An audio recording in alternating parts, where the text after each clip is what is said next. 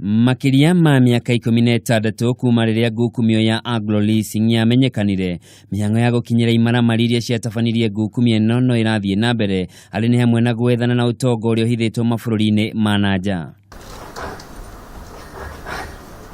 Muthenya wa umuthi munene wa watho proffessa Githu Muigai na minister wa maundu ma nanja wa bũrũri wa Swizerland Anglo Leasing ni mekiraniire wiguano itemi-ini ria gukinyira utonga uyu.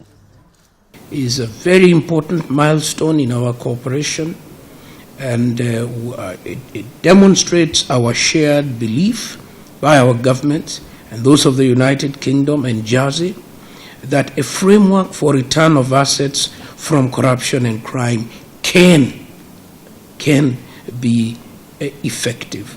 Kuringana na munene wa watho, ngirimiti ino ni ukuhotithia thirikari kwigwatira utonga wa mabillon ma mbeca uria uhithitwo bũrũri-ini ucio.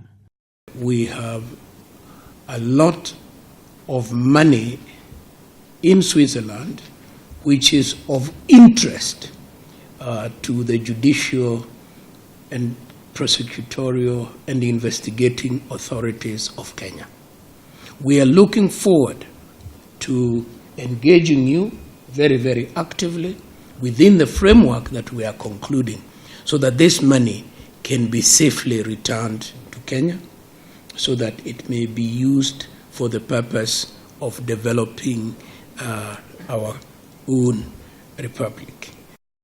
Harini yake minister wa maundu ma nanja wa Swizerland Anglo niaugite thirikari yake ni irutĩire guteithĩrĩria bũrũri wa Kenya kwigwatira mbeca iria ihithitwo bũrũri-ini ucio.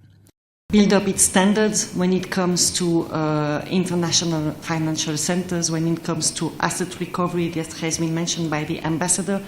We have returned more than 2 billion worldwide since 20 years, and we have developed not only policies and standards but also a practice, and we encourage Kenya to really work with us so that we can develop yet another good example and another practice.